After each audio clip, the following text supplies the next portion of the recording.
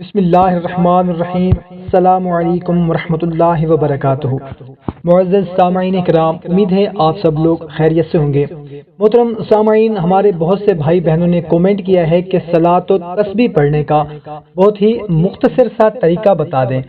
آج کی ویڈیو میں آپ لوگوں کو صلاۃ و تسبیح پڑھنے کا انتہائی آسان سا طریقہ بتانے لگا ہوں۔ انشاءاللہ عز و جل اس ویڈیو کے دیکھنے کے بعد آپ آسانی کے ساتھ صلاۃ و تسبیح پڑھ سکتے ہیں۔ صلاۃ و تسبیح کا طریقہ بتانے سے پہلے آپ لوگوں سے اتنی گزارش ہے کہ اگر آپ لوگوں نے ہمارا چینل سبسکرائب نہیں کیا ہوا تو سبسکرائب کر لیں اور گھنٹی کو بھی دبا دیں تاکہ آپ لوگوں کو ہماری ہر نئی ویڈیو کا نوٹیفیکیشن ملتا رہے، اور کوشش کریں کہ اس ویڈیو کو بھی زیادہ سے زیادہ اپنے دوست احباب کے ساتھ شیئر کر دیں، اور اگر ویڈیو اچھی لگی ہو تو اس کو لائک بھی ضرور کر دیں ہماری حوصلہ افزائی کے لیے۔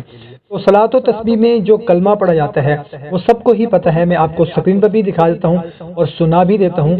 سبحان اللہ والحمد للہ ولا الہ الا اللہ اللہ اکبر۔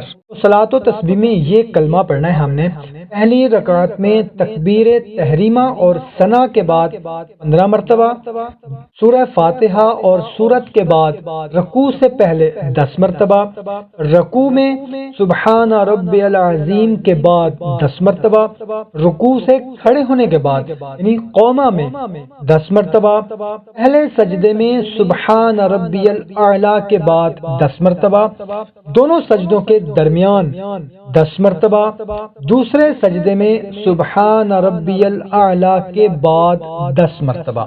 اس طرح 4 رکعت مکمل پڑھنی ہے۔ خیال رہے کہ کھڑے ہونے کی حالت میں سورہ فاتحہ سے پہلے 15 مرتبہ یہ تسبیح پڑھنی ہے، باقی سب جگہ 10 بار یہ تسبیح پڑھنی ہے۔ ہر رکعت میں 75 مرتبہ تسبیح پڑھی جائے گی اور 4 رکعتوں میں تسبیح کی گنتی 300 مرتبہ ہوگی۔ اپنے خیال سے گنتے رہیں یا انگلیوں کے اشارے سے تسبیح کا شمار کرتے رہیں۔ بہت ہی آسان سے طریقے سے میں نے آپ کو سمجھا دیا ہے، انشاءاللہ عز و جل آپ کو سمجھ آ گئی ہوگی۔ بھائیو اور بہنوں، ہمیں دیں اجازت، ملتے ہیں ایک نئی ویڈیو میں، اپنا خیال رکھیے گا۔ اللہ حافظ۔